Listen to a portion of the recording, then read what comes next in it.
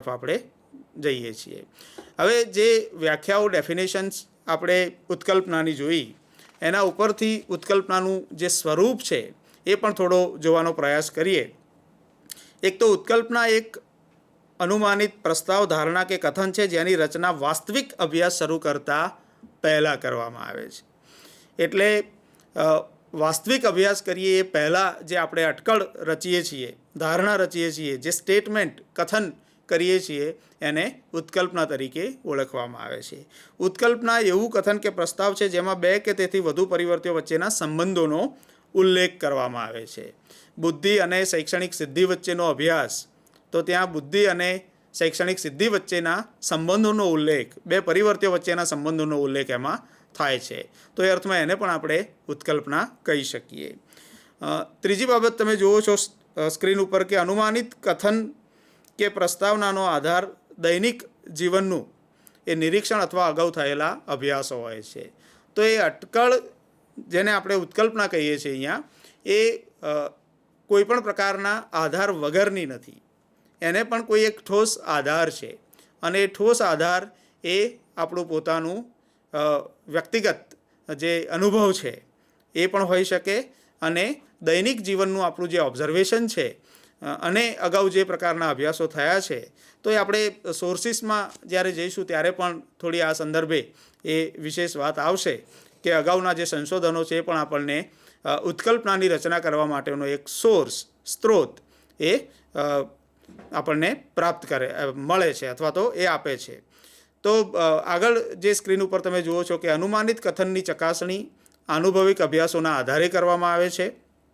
ઉત્કલ્પના એક કામચલાઉ કે અસ્થાયી કથન છે જે ચકાસણી બાદ સ્થાયી કે કાયમી બની જાય છે। એટલે જ્યાં સુધી આપણે અભ્યાસ નથી કર્યો, સંશોધન નથી કર્યું, ત્યાં સુધી ઉત્કલ્પના એ એક અસ્થાયી કથન છે, કામચલાઉ કથન છે, પણ આપણે પછી બધા સ્ટેપ્સ એને લાગુ પાડીએ છીએ, વૈજ્ઞાનિક જે પગથિયા છે એને આપણે કેન્દ્રમાં રાખીએ છીએ, કામ કરીએ છીએ અને આગળ જતાં આપણે જોઈએ છીએ કે જે ચકાસણી છે એ કામચલાઉ જે સ્ટેટમેન્ટ હતું એ ધીમે ધીમે સ્થાયિત્વ પ્રાપ્ત કરે છે। ઉત્કલ્પના ચકાસણી બાદ સ્વીકૃત થાય છે અથવા અસ્વીકૃત થાય છે। તો જે આપણે અહીંયા એક એક્ઝામ્પલ મૂકેલું છે કે પરિણામના જ્ઞાનથી કર્તૃત્વમાં વધારો થાય છે। આ ઉત્કલ્પનાની આપણે ચકાસણી કરીએ અને ખરેખર જે કર્તૃત્વ આપણને પરિણામનું જ્ઞાન આપ્યા પછી મળે, એમાં જો એ વધારો જોવા મળે તો આપણે આપણી જે ઉત્કલ્પના છે એનું સ્વીકાર કરીશું, સ્વીકૃત થશે, અને જો એવું ન મળે તો પછી એ જે ઉત્કલ્પના છે એ અસ્વીકાર્ય બને છે અથવા તો એ અસ્વીકૃત થાય છે એવું આપણે કહી શકીએ।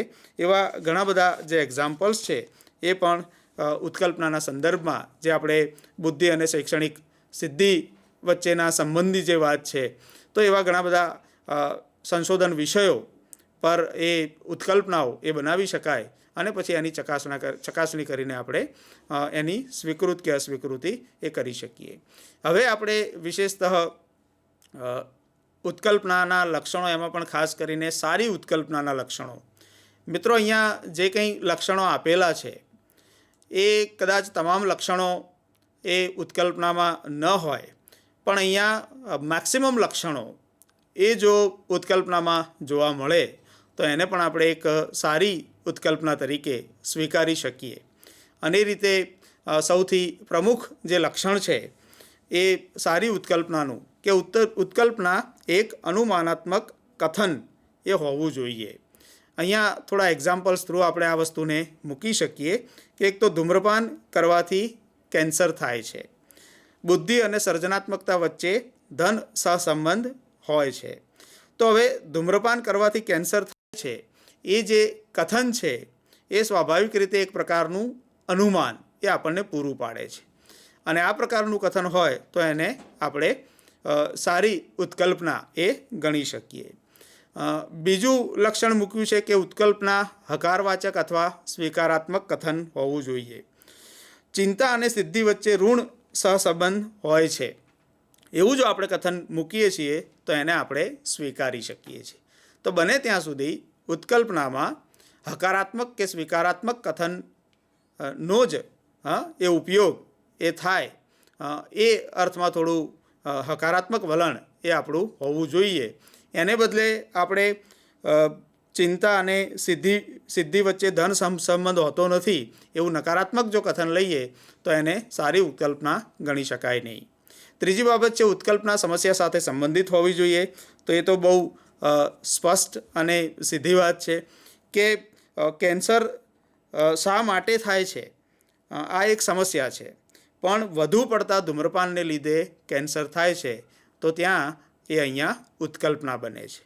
એટલે ઉત્કલ્પનાનું જે સ્વરૂપ છે એ કથન સ્વરૂપે એ હોય છે અને એ સમસ્યા સાથે એ સંબંધિત છે. સમસ્યા તો આપણી કેન્સરના કારણો શોધવા સાથે જોડાયેલી છે, પણ અહીંયા આપણે જોઈએ છીએ કે વધુ પડતા ધૂમ્રપાનને કારણે કેન્સર થાય છે એવું જ્યારે આપણે કથન કરીએ છીએ તો એ ઉત્કલ્પનાનું સ્વરૂપ ધારણ કરી શકે છે. બહુ મહત્ત્વનું એક લક્ષણ એ પણ છે કે ઉત્કલ્પના અલ્પવ્યયી હોવી જોઈએ. તો મિત્રો, ઉત્કલ્પનાને ઓછી ખર્ચાળ અથવા તો કરકસરયુક્ત જો બનાવવી હોય તો સ્વાભાવિક રીતે જ એને સીમાંકિત કરવાનો પ્રયાસ એ થવો જોઈએ. એટલે ઉત્કલ્પનાની રચના કરતી વખતે, સંશોધન વિષય નક્કી કરતી વખતે આ બાબતનું ખાસ ધ્યાન રખાય, કારણ કે અહીંયા ખર્ચાળ એટલે સમય, શક્તિ અને નાણાં ત્રણેયની દૃષ્ટિએ એ કરકસરયુક્ત પુરવાર થાય એ પ્રકારનો વિષય અથવા તો એ પ્રકારની ઉત્કલ્પનાને આપણે સ્થાન આપવું જોઈએ. આગળ તમે તમારી સ્ક્રીન પર જોઈ શકો છો કે ઉત્કલ્પનામાં તાર્કિક સરળતા એ હોવી જોઈએ.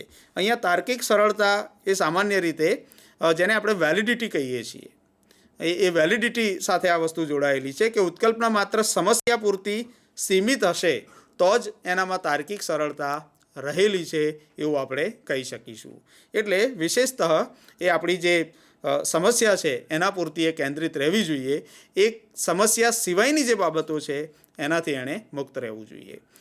સારી ઉત્કલ્પનાનું એક લક્ષણ એ પણ છે કે ઉત્કલ્પના પરીક્ષણીય હોવી જોઈએ. એટલે જે બાબતોનું પરીક્ષણ શક્ય નથી એવી બાબતોને સંશોધનમાં અથવા તો ઉત્કલ્પના તરીકે સ્વીકાર્ય એ ન હોવી જોઈએ. દાખલા તરીકે જે પાપ કરે છે તે નરકમાં જાય છે, તો આવી ઉત્કલ્પનાઓ જો આપણે રચીએ તો એ પરીક્ષણીય નથી. પણ એને બદલે આગળ જે આપણે જોયું કે પરિણામના જ્ઞાનથી કર્તૃત્વમાં વધારો થાય છે તો એને આપણે એનું પરીક્ષણ શક્ય છે, કરી શકીએ છીએ. તો એવી ઉત્કલ્પના સારી ઉત્કલ્પના ગણાય છે.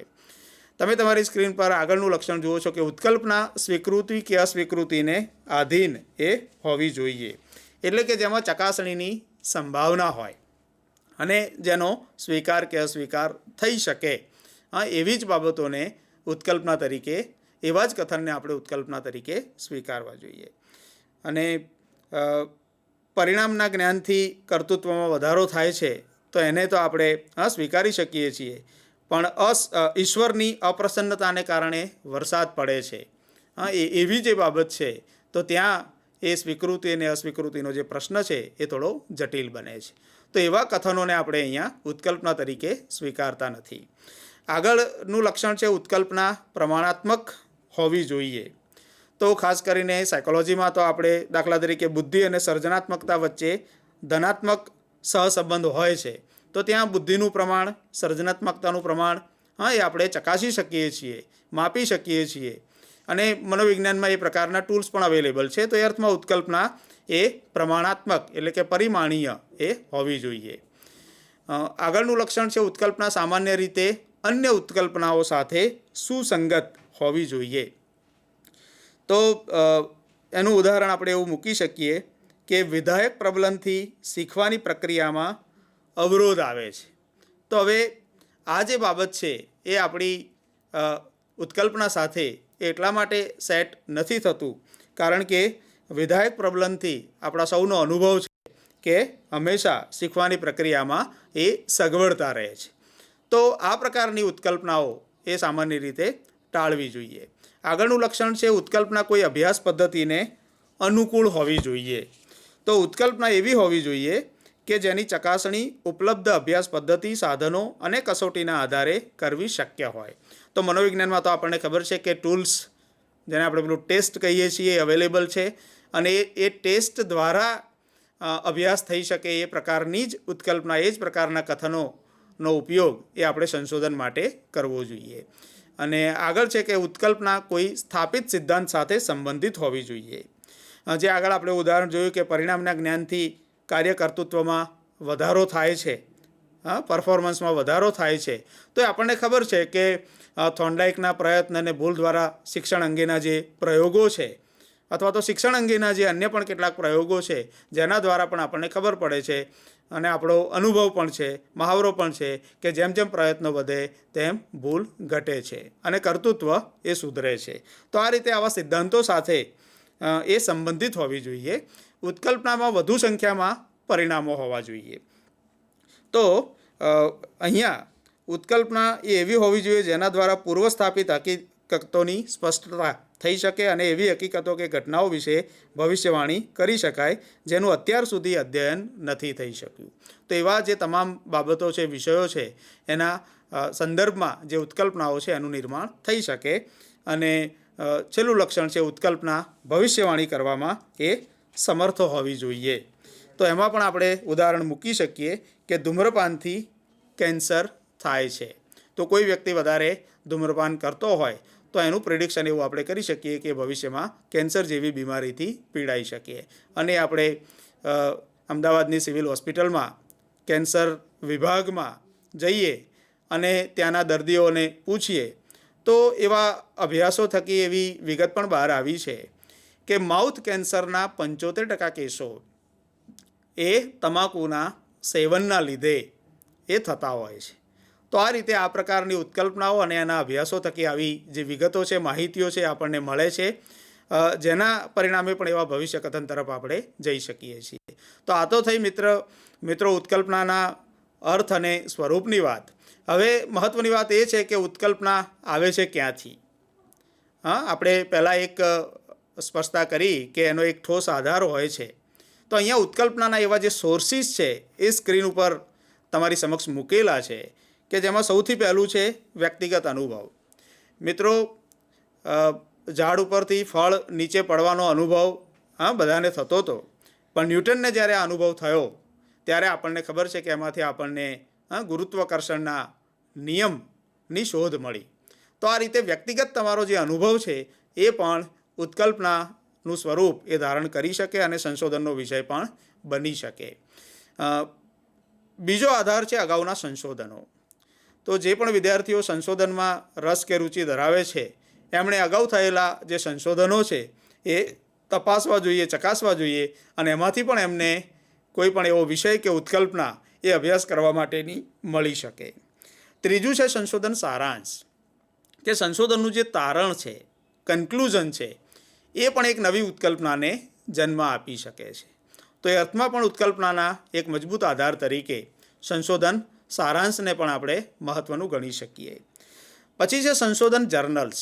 દરેક વિષયમાં રિસર્ચ જર્નલ્સ એ પ્રકાશિત થતા હોય છે અને મનોવિજ્ઞાનના વિદ્યાર્થીઓ હોય તો એમણે મનોવિજ્ઞાન વિષય આધારિત જે મેગઝિન જર્નલ્સ જે પ્રકાશિત થાય છે જેમાં પ્રોપરલી મનોવિજ્ઞાનના વિષય વસ્તુને આધારિત સંશોધન લેખો અને સંશોધનો એ પ્રકાશિત થતા હોય છે. તો એવા જર્નલ્સ વાંચવાથી પણ જે ઉત્કલ્પનાઓ છે વિવિધ પ્રકારની એ તમને મળી શકે, જેના ઉપર આગળ સંશોધન કરીને તમે તમારું સંશોધન કાર્ય એ આગળ વધારી શકો. ત્યારબાદ છે સંબંધિત પુસ્તકો, જેમાં તમને રસ છે એવા વિષયો સાથે સંબંધિત જે પુસ્તકો છે. ખાસ કરીને આપણને શિક્ષણમાં રસ હોય તો શિક્ષણ ઉપર કામ કરનાર લોકો ભલે મનોવિજ્ઞાન વિષયના નથી પણ એ અભ્યાસુ હોઈ શકે છે. મિત્રો, અહીંયા એક વાત આપણે એ પણ ધ્યાનમાં રાખવાની છે કે વૈજ્ઞાનિક સંશોધન માટેની પ્રક્રિયાઓનો ઉપયોગ કરીને જ સંશોધનો થાય છે એવું નથી.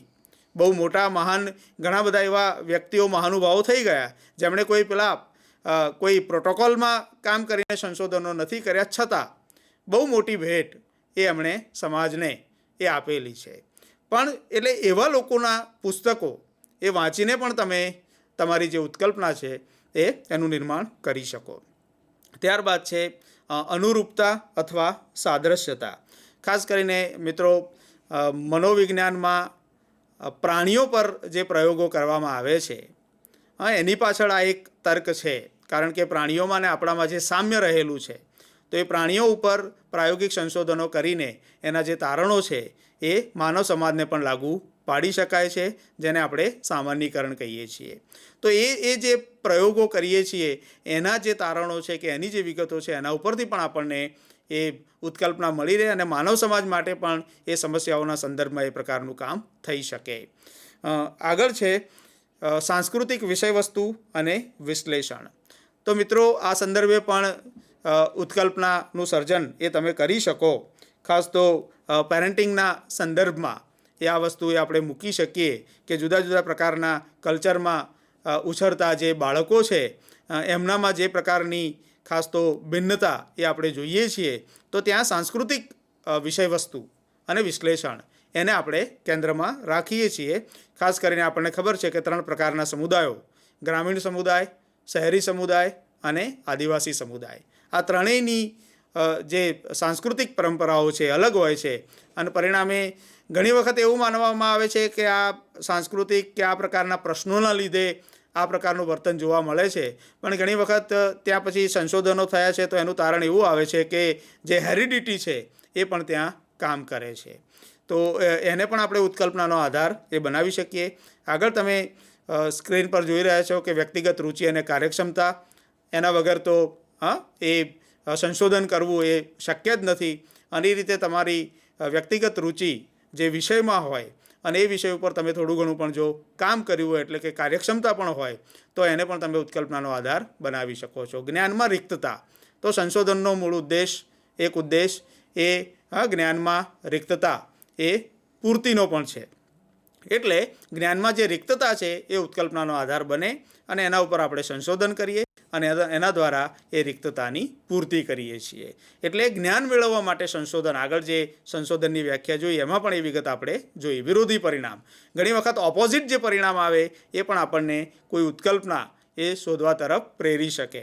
ટીટ ફોર ટેટ, કોઈ એક ગાલ ઉપર લાફો, એટલે ટીટ ફોર ટેટ, જેવા સાથે તેવાની તો વાત હતી, પણ ગાંધીજીએ જ્યારે કોઈ એક ગાલ ઉપર લાફો મારે તો બીજો ગાલ ધરવો, એ જ્યારે વાત આવી તો એ થોડી આપણને વિરોધી પ્રકારની વાત લાગી અને એ પણ એક મજબૂત આધાર એ આપણા માટે બની શકે. નિષ્ણાતોનો મત અને માર્ગદર્શન. મિત્રો, ખાસ કરીને એક પ્રોટોકોલમાં જ્યારે રિસર્ચ કરવાનું હોય ત્યારે આ જે પરિબળ છે એ ઉત્કલ્પનાના આધાર તરીકે ખૂબ જ મહત્ત્વનું અને ઉપયોગી સાબિત થાય છે.